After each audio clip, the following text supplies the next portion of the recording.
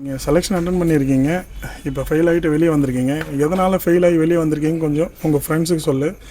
இன்னொருத்தர் போகும்போது செலெக்ஷன் போகும்போது இந்த மாதிரி எதுவும் தப்பு நடக்காமல் அவங்களும் பார்த்துப்பாங்க. சரியா? அதை கொஞ்சம் அப்படியே சொல்லுங்கள். ப்ரோ நம்ம கொடுக்குற டைமுக்கு வந்து உள்ளாரு கரெக்டாக அட்டன் ஆகணும்.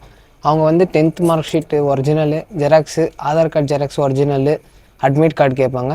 மெயின் உள்ள ரன்னிங் போகிறதுக்கு முன்னே admit card, 10th xerox, mark sheet xerox, Aadhaar card xerox கேட்பாங்க. அப்புறம் ரன்னிங் பாஸ் ஆகிட்டு பின்னாடி 10th ஒரிஜினல் மார்க் ஷீட்டு அதெல்லாம் கன்ஃபார்ம் எடுத்துகிட்டு போங்க ப்ரோ. எடுத்துகிட்டு போகலன்னா என்ன மாதிரி இப்போ நாங்கள் வெளியே வந்துட்டோம், இந்த 10th மார்க் ஷீட் இல்லாதனால நாங்கள் வெளியே வந்துட்டோம், அந்த மாதிரி நீங்களும் எடுத்துகிட்டு போகாது பண்ணாது, எதுவும் ஃபெயில் பண்ணாதீங்க. உள்ள டாக்குமெண்டேஷனோட கரெக்டாக போங்க. எந்த இதுவும் அவேர்னஸும் இல்லாமல் கரெக்டாக இன்ஃபர்மேஷன் கரெக்டாக கேட்டுட்டு போங்க. உள்ள எதோட அவேர்னஸ் இல்லாத போகாதீங்க. ரன்னிங் ஓடி முடிச்சுட்டு உங்களை ஃபெயில் பண்ணாங்களா, இல்லை ரன்னிங் ஓடி முடிக்கிறதுக்கு முன்னாடி உங்களை டாக்குமெண்ட் வெரிஃபிகேஷனில் வெளியே அனுப்பிட்டாங்களா? அப்போ நாங்கள் ரன்னிங் போயிட்டு பின்னாடி தான் 10th மார்க் ஷீட் எல்லாம் டாக்குமெண்டேஷன் கேட்டாங்க. ரன்னிங்கில் எத்தனாவது பேட்ச் நீங்கள்? தேர்ட் பேட்ச் ரன்னிங் பாஸ் பண்ணியிருக்கீங்க. ரன்னிங் பாஸ் பண்ணோம்.